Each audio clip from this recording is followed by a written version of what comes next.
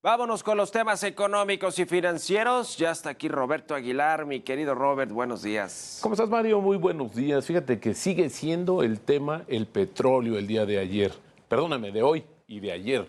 Porque justamente esta decisión del fin de semana de la OPEP de disminuir la producción petrolera, pues hizo que subieran los precios. Pero ahora también continuaron las alzas de los precios, básicamente el WTI y el Brent, que son los indicadores a nivel global. Pero el tema ahora es justamente la preocupación de los inversionistas sobre el efecto potencial que el aumento de los energéticos podría tener en la inflación, Mario, y con ello también un freno a esta recuperación incipiente de la economía global que podría en todo caso disminuir la demanda del petróleo. Así es que es una encrucijada importante, pero ya Estados Unidos y la Unión Europea han acusado justamente pues estos movimientos de querer desestabilizar el mercado petrolero, porque hay que recordar que la OPEP Plus, esta organización, este grupo de países productores y exportadores de petróleo, pues incluye también a Rusia. Así es que el tema importante, hoy te decía, la preocupación es el efecto potencial que este incremento del precio del petróleo podría tener en la inflación. Por otro lado, también te comento que la crisis bancaria de Estados Unidos continúa y sus efectos podrían durar varios años. Esto lo dijo el director, el CEO de uno de los bancos más importantes, el banco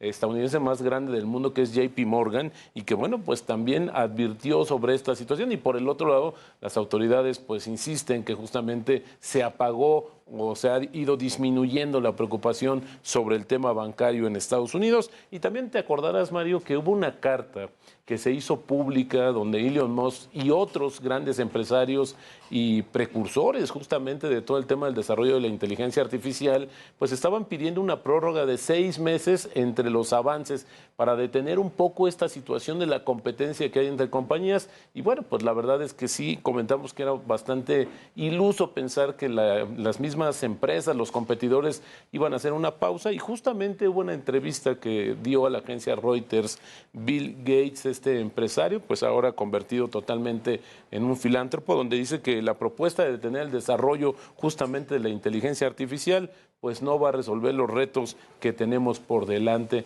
Interesante lo que está sucediendo, porque hoy se ha convertido en un fenómeno realmente el tema de la inteligencia artificial, que también tiene repercusiones sobre las acciones de las compañías que están encabezando el desarrollo justamente de las aplicaciones. También un dato rapidísimo, Mario, se dio a conocer la venta de autos nuevos en México. Marzo con buenos números, se vendieron 118,801 unidades. Esto representa un crecimiento anual de 24%, y si lo medimos con respecto a febrero, es un incremento mensual de 16%. Y por el otro lado, el tipo de cambio ya regresó, nos duró poco el gusto de debajo de los 18 pesos, está cotizando en 18.05. También te comento que si el pronóstico de crecimiento de la economía para este año no se cumple, entonces se tendrá que reducir el gasto público o que el gobierno podría contratar deuda. Esto lo alertó justamente el Instituto Mexicano de Ejecutivos de Finanzas, el IMEF, que calificó de optimista la meta que presentó la Secretaría de Hacienda. Además, la encuesta de expectativas más reciente de Citibanamex, ahí los analistas privados esperan una tasa de apenas 1.4% para este año y de 1.8% para 2024. Hay que recordar que la Secretaría de Hacienda pues dice que crecerá 3% la economía en 2023 y otro 3% en 2024. Ayer lo comentamos, hoy se vuelve a reiterar. Son demasiado optimistas estos pronósticos que hace la Secretaría de Hacienda. Y bueno, las remesas provenientes de Estados Unidos, que es la principal fuente de ingresos en dólares para el país, acumulan, Mario, cerca de 3 años consecutivos de crecimiento, aunque en los últimos meses, en los últimos 4 para ser exactos, el poder de compra de estos recursos ha disminuido como resultado de una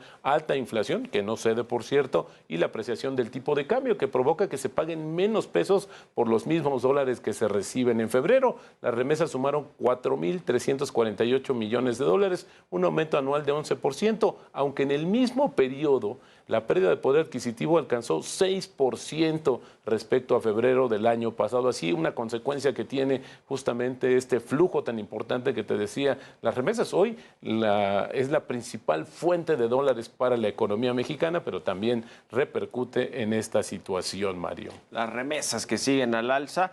Y por cierto, decía el BBVA que no ven ellos la posibilidad de que esté metido el narcotráfico, el crimen organizado en este asunto de las las remesas, ¿no? Que ya pues, hay otra consultora que se llama Signos Vitales que dice que sí, que por lo menos 7%, no sé si recuerdo bien, pero dice el BBVA que es muy difícil este modus operandi de llevar a gente de México, Estados Unidos, muchas personas, decenas o cientos de personas, a que crucen con el dinero en efectivo y luego a través de las remesadoras o del Banco del Bienestar o de muchas otras que existen, pues las puedan regresar a México ya como remesas. Dice que es difícil el monto del que estamos hablando, que se trata de cientos o de miles de millones, Robert, pero los banqueros dicen que sí, los propios banqueros, obviamente en corto, pues no van a salir a decirlo públicamente, pero hay banqueros que dicen que claro que está metido ahí el crimen organizado, ¿eh?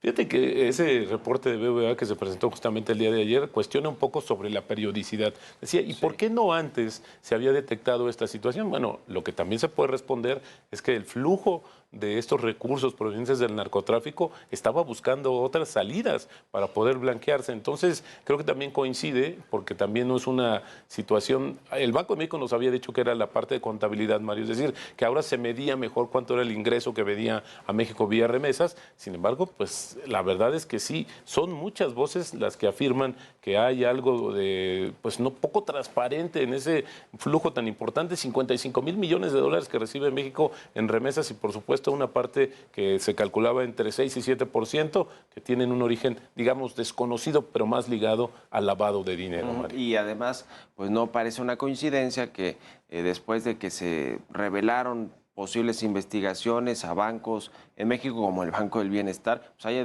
decidido el Banco del Bienestar que ya no iba a recibir remesas, ¿no? Es decir, que mejor se los pasaba a Telecom, Telégrafos, a estas oficinas que tiene esta entidad de gobierno, y mejor dejar fuera al Banco del Bienestar, que sí tiene muchos recursos, porque a través del Banco del Bienestar se reparten una parte de los programas sociales, de los programas del bienestar. Entonces, pues ¿para qué contaminar un banco del gobierno con remesas que pudieran tener procedencia ilícita o de lavado de dinero, ¿no? Es decir, por algo el gobierno, el presidente López Obrador, o la Secretaría de Hacienda o el Banco del Bienestar en lo particular tomó esa decisión de sacarlas de ese negocio.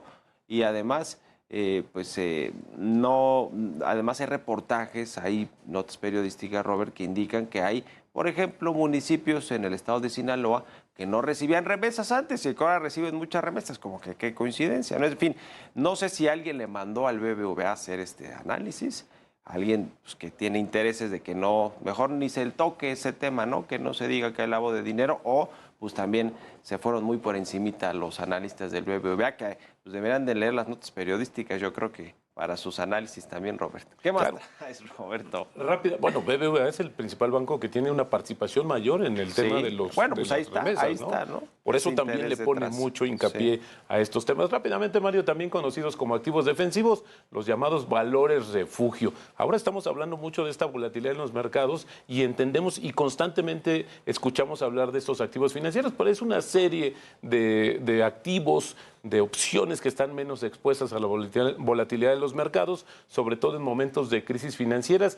Y esto es interesante. ¿Cuáles son? A ver, rápidamente una selección de acciones, bonos e incluso algunas divisas pueden operar justamente como activos de refugio. Por eso vemos que cuando hay inestabilidad, Mario, se demanda más, por ejemplo, el dólar, que es interesante, ¿no? Porque al final del día esto también señala que a pesar de esta situación económica que tiene Estados Unidos, el dólar seguirá siendo un activo de refugio. Buenísimo, gracias Roberto Aguilar. Al contrario, Mario, muy buenos días y las finanzas nos harán libres. Buen martes, vámonos a conocer cómo están operando los indicadores financieros más importantes del mundo.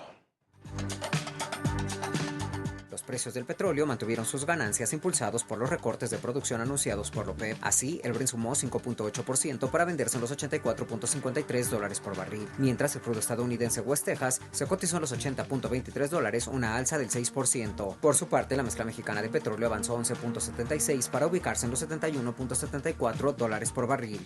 La tasa de interés interbancaria del Banco de México se ubica en 11.51%, mientras que los CETES a 28 días alcanzan el 11.34. En el mercado bursátil, la bolsa mexicana Mexicana de Valores cerró operaciones con una baja del 0.04%, el Standard & Poor's avanzó 0.37%, mientras que el Nikkei suma 0.35%. Durante la jornada pasada, las emisoras que más ganaron en el mercado accionario mexicano fueron Grupo FAMSA con 12.50%, Banco Santander subió 4.92%, mientras que Azteca se incrementó 4.04%. Entre las empresas con mayores pérdidas se encuentra Nomex con 10%, Controladora Abuela cayó 5.18%, mientras que Bachoco descendió 4.28%. Israel Morales, Heraldo Media Group.